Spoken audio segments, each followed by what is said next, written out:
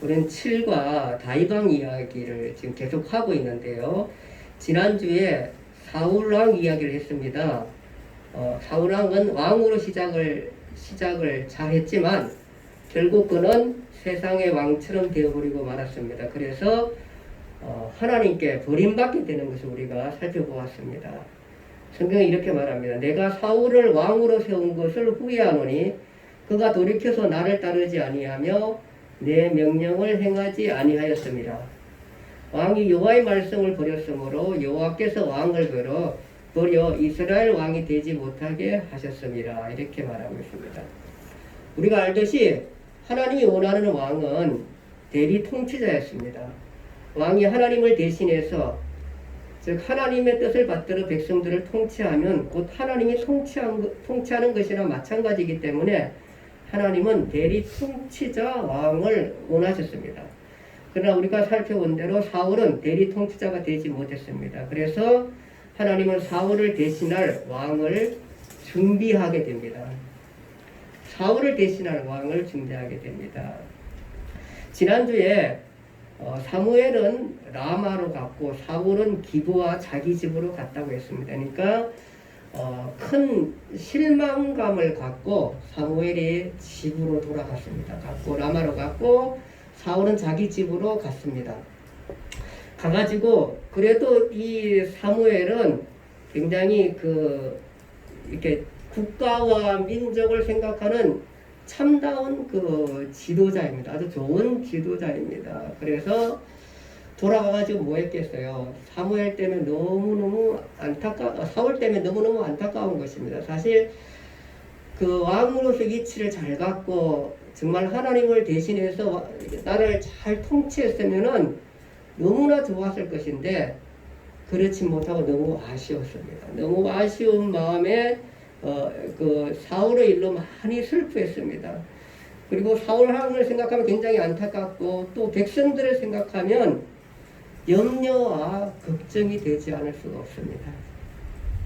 그럴 때에 여호와께서 사무엘에게 찾아오셨습니다. 내가 이미 사울을 버려 왕이 되지 못하게 하였거늘 내가 그를 위하여 언제까지 슬퍼하고 있겠느냐, 언제까지 우울하게 있겠냐, 언제까지 이렇게 그냥 자기 일을 하지 못하고 슬픔에 빠져 있겠느냐, 그렇게 하시면서 사무엘에게 이제 더 이상 사울에 집착하지 말고 일어서라, 그렇게 말합니다. 그리고는 너는 뿔에 기름을 채워 베들레헴 사람 이새에게로 가서 내가 이새의 아들 중에서 한 왕을 보았느니라. 그러니까 사무엘이 슬퍼하는 동안 하나님은 다른 왕을 예비하셨고 그 왕을 찾고 계셨습니다. 그 왕을. 하나님은 위대한 왕도 보이지만 우리들도 우리의 사정도 우리의 삶도 보시는 분입니다. 그래서 우리는 그분에게 보이기 위한 삶이 아니라 항상 그분 앞에서 삶을 사는 것입니다.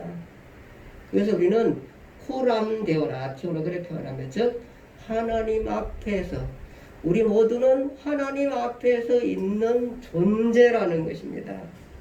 성경은 이렇게 말합니다. 로마서 12장 2절 그러므로 너희는 이 세대를 본받지 말고 오직 마음을 새롭게 함으로 변화를 받아 하나님의 선하시고 기뻐하시고 온전하신 뜻이 무엇인지를 분별하도록 하라. 하나님께서는 그것을 보시는 것입니다. 우리의 삶 가운데서 우리의 마음을 새롭게 하는 걸 보고 이 세대를 본받지 않는 것을 보고 변화를 받아 하나님의 선하시고 기뻐하시고 온전하신 뜻이 무엇인지 분별하며 삶을 사는 사람을 찾고 보고 계신다는 것입니다. 결국 하나님은 그런 한 사람을 찾았습니다. 그래서 사무엘에게 너무 우울해 있지 말고 일어서라는 것입니다. 시작하자는 것입니다. 침체에 있지 말라는 것입니다. 우울의 자리에서 일어나 시작하자는 것입니다. 언제까지 슬퍼하겠느냐? 언제까지 안타깝게만 생각하겠느냐? 이렇게 하시면서 사무엘을 하나님께서 독려합니다. 사무엘은 하나님의 지시를 받아서 베들레헴으로 갔습니다. 베들레헴 우리 잘 아시죠? 예, 베들레헴 하면은 또 한 분의 이름은 꼭 떠올려야 됩니다. 누구죠? 예, 예수 그리스도. 예수 그리스도 베들레헴에서 탄생하십니다. 그러니까 다윗의 후손이라는 게 다윗이 베들레헴 사람이거든요. 다윗의 후손이라 그렇게 말합니다. 그렇게 해서 이제 그 베들레헴으로 갔습니다. 그러니까 장로들이 무슨 일로 앉아고 이러니까 장로들을 다, 그러니까 장로들은 당시 그 지방에 연세가 많으신 분들, 어른들, 유지들 이런 분들이죠. 이런 분들을 불러가지고 그렇게 오게 합니다. 그리고 난 다음에 2세의 가족들을 초청합니다. 왜냐하면 하나님께서 2세 가족 중에 왕이 될 만한 사람이 있다 이렇게 말했습니다. 그래서 2세 가족들 중에 이제 초청을 했는데 사무엘이 기름을 이제 부으려고 기름을 다 준비해 갔습니다. 기름은 우리가 아듯이 관유라 그래가지고 특별하게 그 이게 기름 부은 건 지도자를 세울 때 부었습니다. 그러니까 이 특별히 이스라엘은 왕이나 제사장이나 선지자들한테 기름을 부었습니다. 그래서 기름 부음 받은 자와 기름 부음 받은 자. 여기서는 이제 목사님들을 세울 때 기름을 안 부으지만 안수를 하면서 성령의 기름 부음을 주소서 이렇게 얘기하고 또 우리 모두가 만인 제사장이잖아요. 그러다 보니까 우리 모든 성도들에게 하나님 기름 부음의 축복을 주소 이런 얘기가 다 어디서 나오냐 하면은 여기서 나오는 것입니다. 기름은 그냥 기름 부음 얘기가 아니라 실질적으로 기름을 여기다 붓습니다. 아마 이런 관유를 해가지고 붓는데 그것이 정확하게 어떤 기름인지 모르지만은 아마 이스라엘 쪽에서 많이 나오는 기름일 것 같아요. 그걸로 이렇게 해서 부으면서 그 기름 부음을 특별히 지도자로 세월 받기 때문에 하나님의 성령의 큰 은혜와 감동이 있는 것입니다. 그래서 그 감동을 갖고 사람들은 그 감동의 추억 속에서 하나님에 대한 일들을 하고 용기와 자신감을 갖고 일하게 되는 것입니다. 이렇게 해서 기름 부음을 받습니다. 그래서 이제 딱 거기 2세 가족들이 쭉 들어왔어요. 들어왔는데 첫 번째 아들이 딱 엘리압이 나오는데 사무엘은 결정했습니다. 보니까 너무 키가 훤칠하고 잘생기고 그냥 왕입니다. 보기에 그냥 보기에 왕입니다. 그래서 이미 사무엘은 마음속에 그 결정을 했습니다. 그런데 주님은 이렇게 말합니다. 그의 용모와 키를 보지 말라. 사람은 외모를 보거니와 나 여호와는 중심을 보신다 했습니다. 이 사무엘은 그러니까 사무엘 같이 이대한 지도자도 사람은 될 수 없습니다. 외모 지향적입니다. 외모 지향적이야. 우리는 설민이처럼 잘생겨야 돼. 우리 설민이는 복을 많이 받은 거야, 사실은.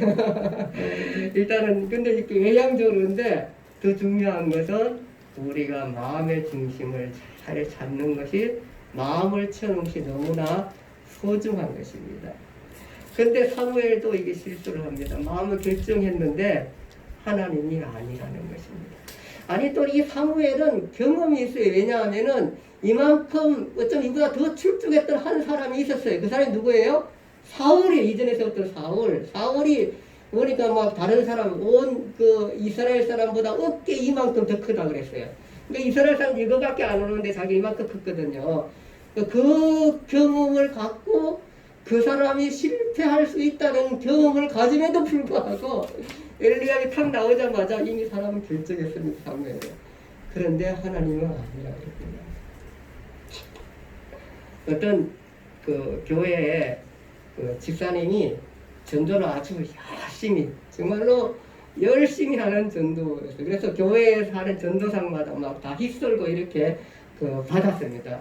그러다가 이제 자기 외모가 조금 저게가지고 외모를 고쳐가지고 좀 더 잘 전도하기 위해서 사람들에게 호감을 주기 위해서 외모를 고치고 또 고치고 해서 하다 보니까 여러 번 이걸 고친 내 얼굴을 고쳤어요.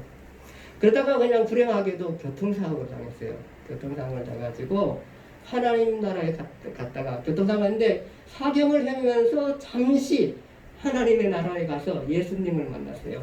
예수님께서 가서 보니까 예수님이 막 그 세상에서 그 살면서 많은 사람들 전도하고 이런 사람들한테 상을 주는 것이에요. 막 금멸유관, 은물유관 막 주는 거예요. 그래서 자기도 나도 뭐 굉장히 전도 많이 했으니까 내 이름을 부르겠지 하고 기다리고 있었어요.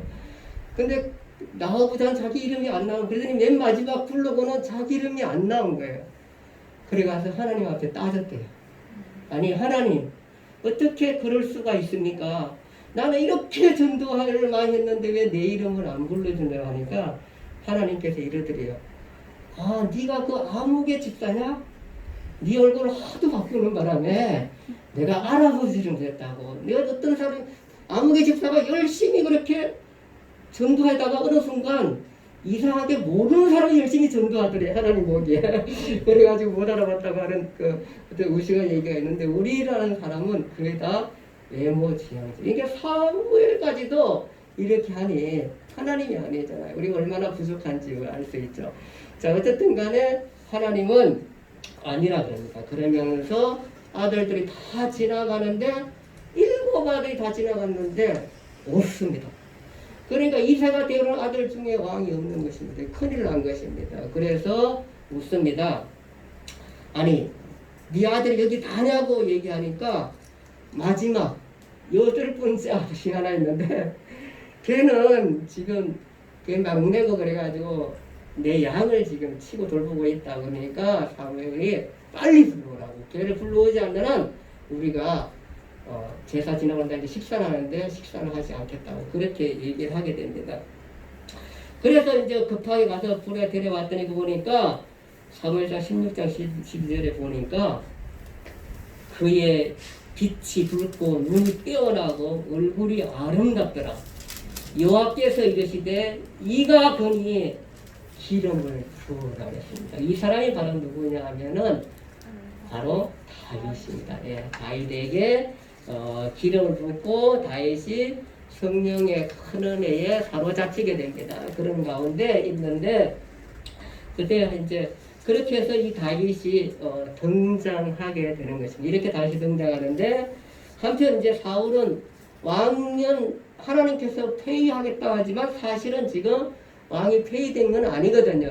여전히 왕으로 사울은 남아있는데 하나님이 영이 떠난 사울은 아주 심한 정신병에 시달리고 악령에 시달리게 됩니다. 이게 정신병 중에서도 아주 악한 영에 시달리게 되어서 그냥 괴로움을 겪게 되고 위험을 겪게 됩니다. 그러니까 신하들이 어떻게 얘기하냐면은 우리 중에 누구든지 수금을 잘 타는 사람을 데려와서 악령이 임할 때 수금을 잘 타면은 그러면 마음이 좀 평안을 얻겠다 이렇게 얘기하니까 한 소년이 얼굴을 딱 돌리면서 그런 사람이 한 사람 있습니다. 하면 소개한 사람이 바로 누구냐 하면은 다윗입니다. 다윗. 그런 다윗이 그렇게 해서 사울의 그 왕궁 안으로 들어오게 되고 사울의 전임 악사가 되고 또 사울을 지키는 경비원이 돼서 그 옆에서 일을 하게 되는 것입니다. 그때에 사울이 악령이 그렇게 고통스럽게 얘기할 때에 바로 이 다윗이 수금을 타니까 그 악령이 떠나가고 안정감을 갖고 정상적으로 돌아오게 되는 것입니다. 참 다윗이 이렇게 재주가 많아요, 사실은. 그러니까 다윗이 엘리야에 비해서 굉장히 못났고 이렇게 못생겼다 이런 얘기는 아니고 여기 성경은 굉장히 눈이 부리부리하고 굉장히 아름답다 그렇게 말한 거 보니까 또 키도 어느 정도는 다윗이 준수한 것 같아요. 키도 크고 괜찮은 아주 뭐 특별한 건 아니지만 그래도 외모상으로도 괜찮은 사람이었지만 이렇게 수금도 잘 타는 그러니까 다윗이 사실은 수금도 잘 탈 뿐만 아니라 엄청난 시편의 시를 쓰는 사람이고 아주 전쟁도 잘하는 아주 다재다능한 사람이 이 다윗입니다. 다윗이 그런 사람입니다. 그렇게 해서 있는데 그런 후에 이제 블레셋과의 이스라엘이 전쟁이 벌어집니다. 그러니까 어디냐면 블레셋과의 전투입니다. 그 블레셋 장수가 바로 누구냐면은 이제 잠깐 이스라엘 지도를 잠깐만 우리가 볼게요. 찾아놓은 것 중에서 전체 지도를 잠깐 봅시다. 여기 보면은 이쪽 주변의 지도입니다. 여기에 자 이스라엘이 여기입니다. 여기 굉장히 작은 나라죠, 그렇죠? 우리가 지금 여기에 대한 얘기를 하는데 지금 현재 나라들 보면은 여기가 요르단이고 여기가 시리아고 이쪽이 터키입니다. 터키. 여기 이라크고 이란이고 예, 이쪽이 사우디아라비아. 예. 이라크. 그러니까 이쪽 지역이 옛날 같으면 이제 바벨론 지역입니다. 바벨론 지역. 이쪽이 지역이고요. 예, 이쪽이 사우디 지역이고 여기 요르단. 지금도 이제 요르단 이렇게 있고 시리아 이렇게 있고 여기 레바논 있고 이렇게 있습니다. 있고 이스라엘 여기 있고 이렇게 되고 이쪽이 이집트라는 이런 큰 나라 강대국들 사이에 이스라엘이 이렇게 정말 조그맣게 자리 잡고 있는데 이 모든 나라들 가운데서 굉장히 강력한 군사력을 발휘하는 아주 작은 나라, 정말 작은 나라잖아요. 예, 이런 나라고요. 당시에 이제 이렇게 되어 있습니다. 이렇게 되어 있고, 예, 이쪽이 사우디고, 우리가 지금 여기가 우리 옛날에는 이제 에돔, 모압, 우리나라는 암몬, 예, 암몬 지역 이런 지역입니다. 이런 지역. 여기가 이제 길르앗이라 그래가지고 이스라엘 사람들이 이 땅 요단 동통 땅 차지하게 되고요. 자 여기가 우리가 아는 사해바다 아시죠? 사해바다고 소금이 예, 너무 많하게 짜가지고 사람이 붕붕 뜨는 그 바다고 여기가 갈릴리 바다입니다. 갈릴리 호수에서 쭉 내려오는 이 강을 요단강이라는 요단강. 예수님께서 세례받고 강 요단강이고요. 예, 이렇게 되어 있습니다. 이쪽 지역이 이제 지중해 지역이고요. 이스라엘이 이렇게 되어 있습니다. 대충 이렇게 알고 이해를 하시면 더 좋을 것 같습니다. 그리고 잠시만요. 예, 우리가 알듯이 지금 어디냐 하면은 이 블레셋이잖아요.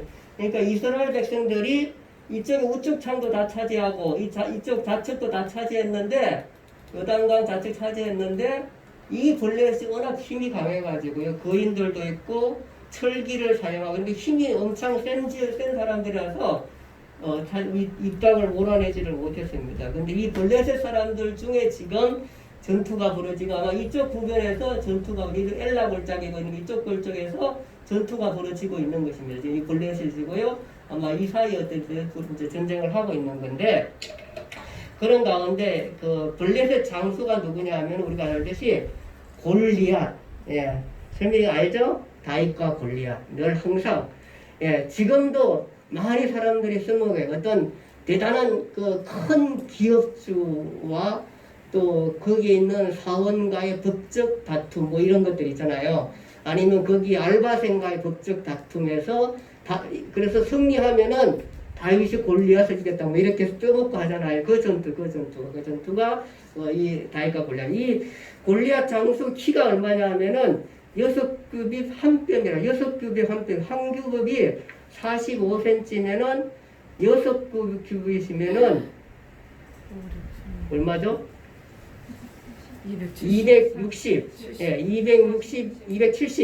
270이잖아요. 6뼘이 한 뼘이라 그랬어요. 또 한 뼘을 더 해야 돼. 그러면 적어도 키가 290 가까이 되나, 290 더 이상 되는. 엄청난 거인이고, 그러니까 요즘은 뭐 이렇게 커도 이만큼 큰 사람은 잘 없는데 당시 사회에는 그 고고학 자료들을 이렇게 살펴보면은 뭐 고인들 가운데 이런 그 고고학들 자료면 막 얼굴도 막 넉대 크고 막 이런 예, 뼈도 막 엄청난 이런 것들이 발굴되거든요. 이 사람이 그런 거인족의 사람입니다. 그러냐 와가지고 이 사람이 이스라엘 백성들이 이 사람들이 쳐들어오니까 이제 전열을 벌리고 있었을 때에 이 사람이 음풀을 놓으면서 전열을 벌이지 말고 싸울 사람이 있으면 한 사람 나오라는 겁니다. 나와서 싸워서 내가 지면 우리가 너희의 종이 되고 내가 이기면 너희가 우리의 종이 되겠다. 이렇게 하면서 큰 소리를 치면서 계속 나와가지고 전쟁 벌이지 않고 큰 소리만 치고 있습니다. 근데 이스라엘 사람들이 이 거대한 이 거대한 사람 앞에 나가서 싸울 사람이 한 사람도 없는 겁니다. 그냥 말만 들어도 벌벌 떨고 있는 그런 가운데 있었을 때에 이세가 이제 자기 아들 중에 세 명이 그걸 군에 보냈습니다. 그러니까 지금 이 골리앗과의 전투에 형제 세 명이 보내 있는데 이세가 자기 아들을 가운데 다윗한테 야 너는 가가지고 너 형들 가서 잘 있나 살펴보고 뚝덩이도 갖다 주고 천부장에게 치즈덩이도 갖다 주고 이렇게 해서 잘 있나 한번 살펴보고 오라 그랬습니다. 그러니까 당시에 20세 이상이 군에 간다고 생각하면은 사실은 3명만 군에 갔다면은 5명은 군에 아직 못 가는 아이들입니다. 그 중에 맨 막내입니다. 그러면 어느 정도 나이가 출사를 할 수가 있습니다. 다윗의 나이가 몇 살 정도 됐을까요? 연년생으로 나와도 내가 생각하기에는 15, 16. 이 정도의 다윗의 나이라 생각하시면 될 것입니다. 그런데도 굉장히 다윗이 장성한 것 같습니다. 왜냐하면은 이미 이 아이는 어려서부터 우리는 공부만 하다 보면은 삶에 대한 이해를 읽지를 못하는데 이 아이는 이미 양을 치는 전선에 가서 살았고요. 키도 크고 왜냐하면은 사울이 굉장히 큰 사람이잖아요. 사울이 다윗이 왔었을 때 자기의 옷을 군복을 주고 갑옷을 주고 창과 투구와 칼을 주면서 이것을 입고 가서 싸우라 그러니까 이거 보니까 이게 너무 큰 거야. 안 맞으니까 벗었긴 했지만 어느 정도 보고 입어 나왔을 거 아니에요. 어느 정도 보고. 그랬는데 어쨌든 간에 이 다윗도 굉장히 준수한 거의 설민이 정도는 되지 않았을까. 내 생각은 그렇게 생각해요. 그때 당시에. 설민이가 지금 몇 살이죠?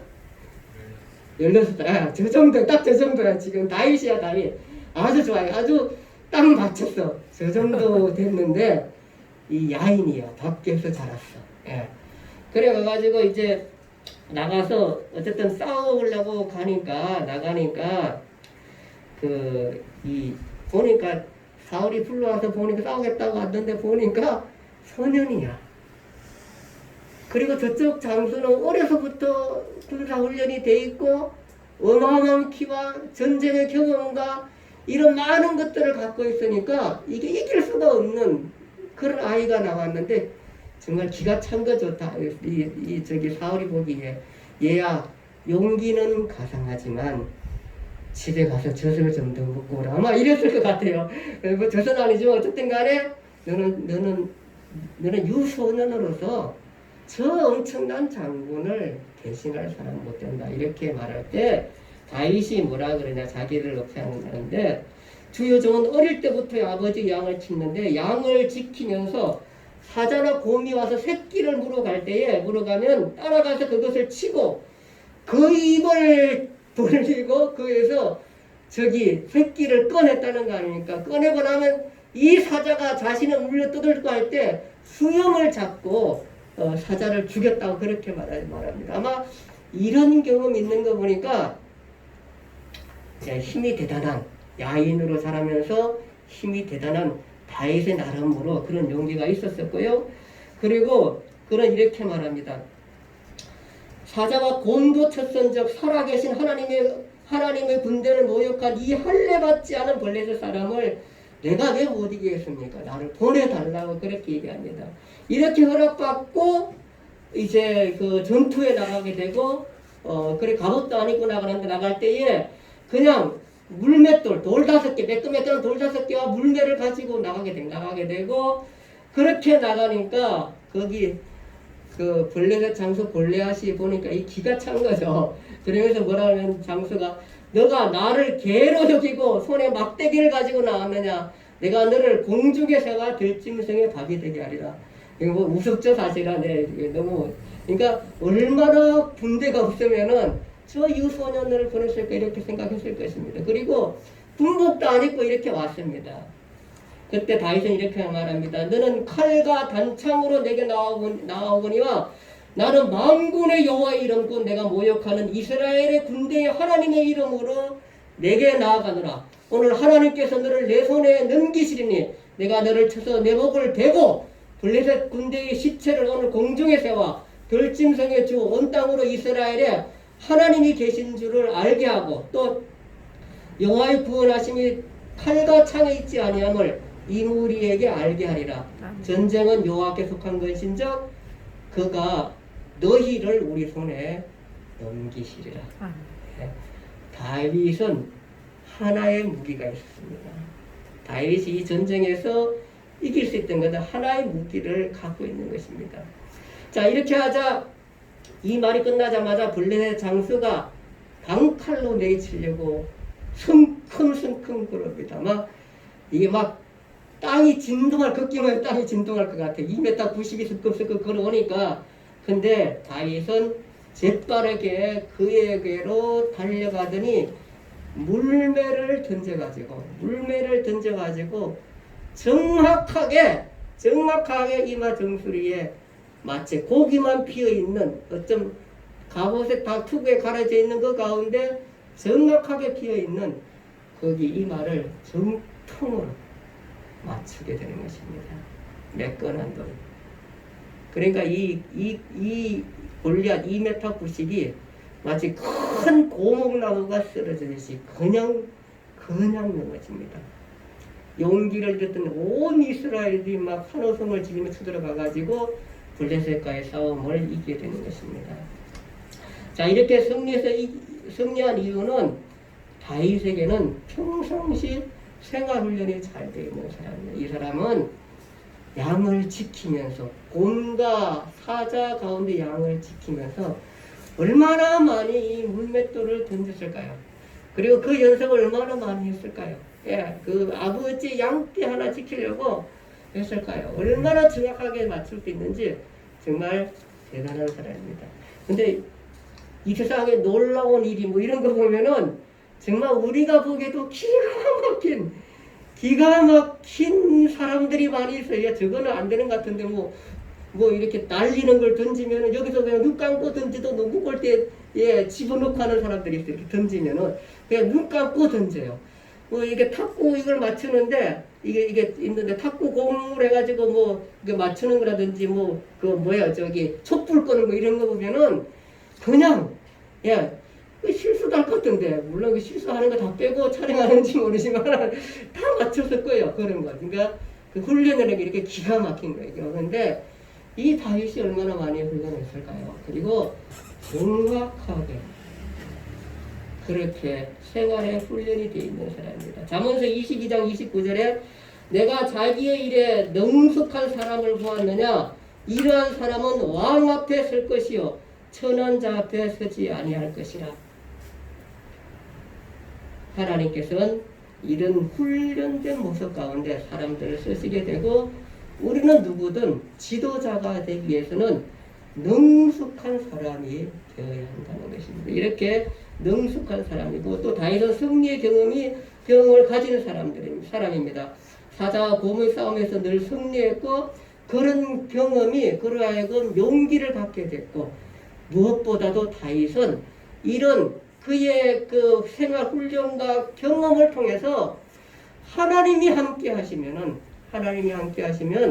무엇이든지 할 수 있다는 그 강한 담대한 믿음을 가진 사람이 바로 이 다윗이었습니다. 그래서 많은 사람들이 그 골리앗을 보고 벌벌 떨 때에 다윗은 용기를 갖고 전쟁은 여호와께서 속한 것이다. 그렇게 믿음을 갖고 나가서 싸워서 전투해서 승리하게 된 모습을 우리가 보게 되는 것입니다. 다윗과 골리앗 싸움은 바로 어쩜 우리가 이때까지 살펴봤던 세상 나라와 하나님과의 싸움입니다. 결국은 힘과 권력과 무자비하게 다스려지는 세상의 악과의 싸움이 다윗의 전투인 것입니다.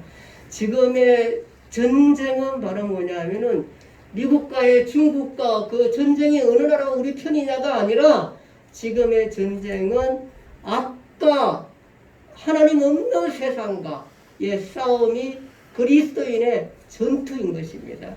그래서 우리가 쭉 봐왔듯이 옛날에 그 미국으로부터 그 다음에 이쪽에 안악자선부터 그런 그 거인들 족속들 가운데서 그것을 강조하는 이유는 바로 뭐냐 하면은 그 사람들이 갖고 있는 것이 힘과 권력이라는 것입니다. 이 힘과 권력을 이 좋은 것들을 자기 자신을 위해서 악을 위해서 또 세상을 거꾸로 만들게 잘못되게 만들기 위해서 사용하는 악한 세상과 즉 하나님의 은혜 가운데 하나님을 외치며 사랑하며 존중하며 이해하며 섬기며 사랑하며 대리하며 사는 세상을 만들기 위한 하나님의 뜻과의 싸움이 바로 이 전투라는 것입니다. 이것은 영적 전투입니다. 사탄은 지금도 우리를 멸망시키고 세상을 악하게 만들어가고 있고 세상을 무자비하게 만들어가고 있는 이런 세상 속에서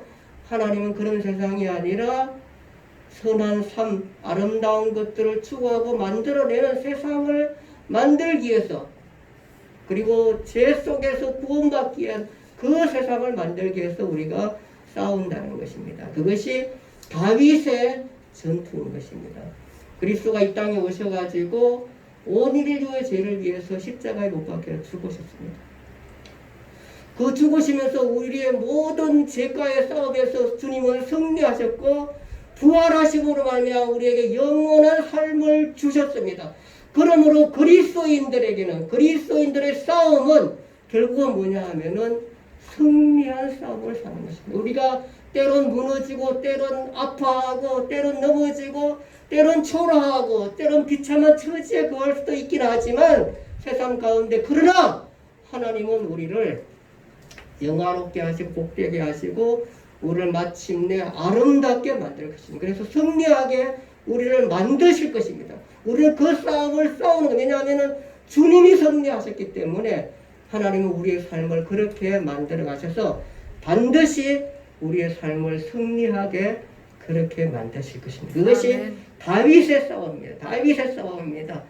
전쟁은 여호와께 속한 것입니다. 즉 사탄과의 싸움에서 그리스도는 승리하셨고 부활하고 마침내 우리에게 영생을 안겨주셨습니다. 이 땅에서 여러분과 제가 선한 싸움을 싸울 것은 마침내 이 선한 싸움은 우리로 하여금 이 땅의 삶에 승리를 갖게 하시고 우리를 영원한 삶으로 인도하실 것입니다. 아멘. 자, 이렇게 해서 다윗이 등장하게 되고 그 후로 이제 다윗과 아직도 왕은 사울 왕이 남아 있습니다. 그래서 다윗과 사울의 갈등들이 계속되어지는 것들을 이제 다음 시간부터 살펴보겠습니다. 같이 기도하겠습니다. 하나님 아버지 은혜와 사랑을 감사합니다. 오늘 우리가 다윗이 골리앗을 물리치는 장면들을 보면서 세상 사람들이 세상의 왕들이 이 땅을 통치하면서 자기의 유익대로 자기의 편에서만 이끌고 가는 세상 속 가운데서도 하나님이 이 땅은 결국은 사탄과의 전쟁 가운데 악과의 전쟁 가운데 하나님은 그리스도가 이 땅에 승리하셨기 때문에 우리를 승리한 가운데로 이끄시라 그렇게 확신하며 믿습니다. 이미 우리는 승리한 싸움을 싸우게 될 텐데 주 이 땅의 삶을 하나님께서 우리 성도들 가운데 살펴주시기를 원하고 어디 가든지 주의 은혜 가운데 승리할 수 있게 도와주시옵시고 주의 성도들이 주의 은혜 가운데 많은 복을 받고 은혜를 누리고 삶을 가꾸고 아름답게 하고 많은 사람들에게 복음을 전하고 많은 사람들이 유익된 삶을 살아갈 수 있는 귀한 성도들에게 은혜를 베풀어 주시고 우리 교회가 그렇게 하시고 우리의 삶들이 그렇게 될 수 있게 은혜를 베푸시고 인도해 주시기를 간절히 바라고 합니다.